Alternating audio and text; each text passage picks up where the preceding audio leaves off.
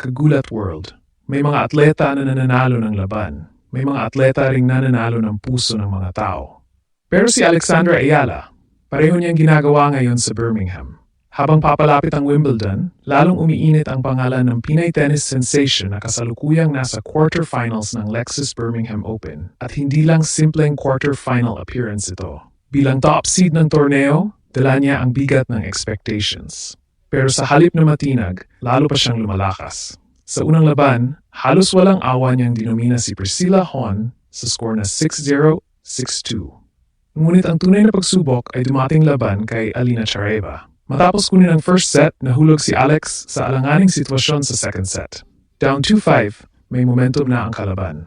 Pero dito lumabas ang puso ng isang tunay na kampiyon. Hindi siya nagpanic, hindi siya bumigay. Sa halip, isa-isang binawi ni Alex ang mga laro hanggang makumpleto ang nakakagulat na comeback at maisara ang laban sa 7-5. Ngayon, hindi lang mga Pinoy ang nakatingin sa kanya. Maging mga international fans ay napapansin na ang kanyang laro, composure at confidence sa grass courts. Libu-libong tao ang dumadagsa sa kanyang mga laban. Ang dating promising junior ay isa ng tunay na global attraction. At habang papalapit ang Wimbledon, isang tanong ang bumabagabag sa tennis world. Hanggang saan naabot ang Filipina na kasalukuyang ginugulat ang buong mundo? Hindi biro ang nangyayari ngayon kay Alex. Sa loob lang ng ilang buwan, mula sa pagiging isa sa mga pinaka-promising young players sa tour, bigla siyang naging isa sa mga pinaka-inaabangang pangalan sa women's tennis. At makikita ito mismo sa Birmingham. Sa tuwing maglalaro si Alex, kapansin-pansin dami ng tao sa paligid ng court. Hindi lang mga Pilipino. May mga British fans, European tennis followers, at maging neutral spectators na gustong makita kung ano ang meron sa Filipina na ito na unti-unting sumasakop sa spotlight. At sa totoo lang, madaling maintindihan kung bakit. Una, kakaiba ang kanyang style. Hindi siya puro lakas lang, hindi rin puro depensa. May kombinasyon siya ng matatalinong drop shots, aggressive baseline attacks at composure na madalas makita lamang sa mga veterano.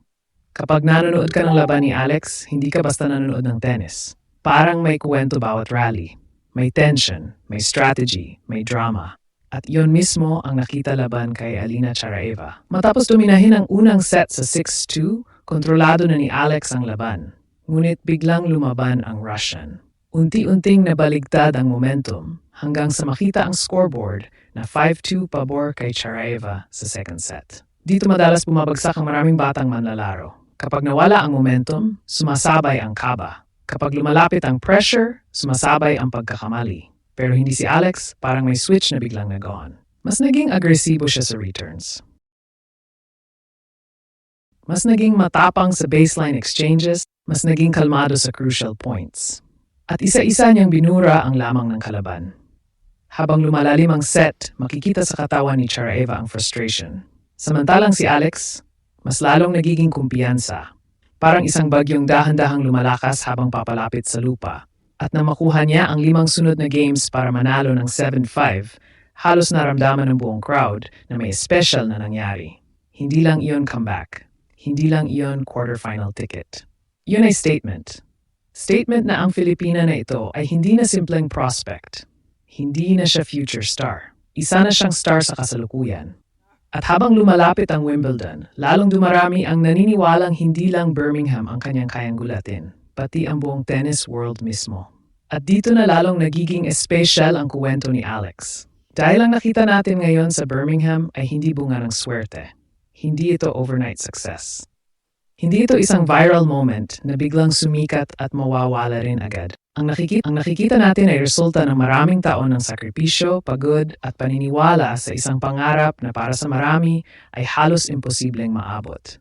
Tandaan natin, ang tennis ay hindi tulad ng basketball na napapopular sa Pilipinas. Wala tayong malalaking tennis culture tulad ng sa Amerika, Spain, France o Great Britain. Wala rin tayong napakaraming world-class facilities kumpara sa mga tennis powerhouse ng mundo. Pero sa kabila ng lahat ng iyon, may isang batang Pinay na naniwalang kaya niyang makipagsabayan sa pinakamagagaling.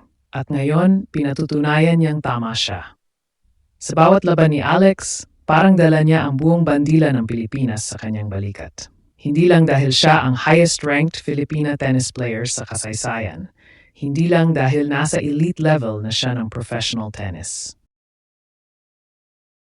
kundi dahil ipinapakita niya sa buong mundo na ang isang Pilipino ay pwedeng mangarap ng mas malaki kaysa sa inaakala ng iba. At makikita mo ito sa reaksyon ng mga tao. Social, punong-puno ng suporta. Mga Pinoy sa iba't ibang bansa, nagkakaisa para panoorin ang kanyang mga laban. Mga international tennis fans, unti-unti nang nakikilala ang pangalang Alex. At habang nangyayari ito, isa pang mahalagang bagay ang napapansin ng mga eksperto. Ang kanyang paglalaro sa grass court. Tradisyonal na mahirap ang grass para sa maraming players. Mas mabilis ang bola, mas mababa ang bounce, mas maikli ang oras para mag-react. Kaya maraming magagaling na players ang nahihirapang mag-adjust kapag nagsimula ang grass season. Pero si Alex, parang natural na komportable.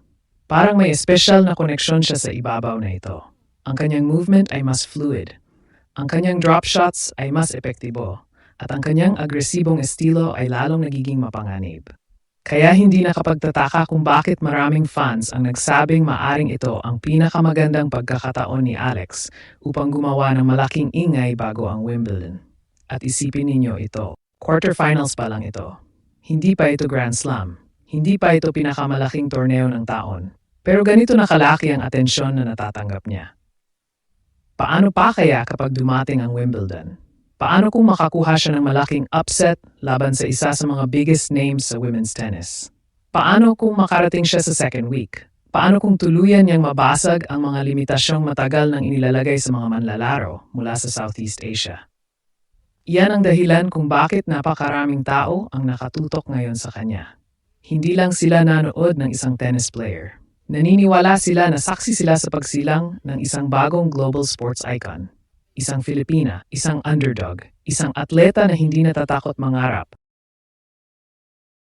At habang papalapit ang kanyang susunod na laban-laban kay Mananchaya sa Wangkaew, isang bagay ang malinaw. Hindi na lamang para sa Birmingham naglalaro si Alex.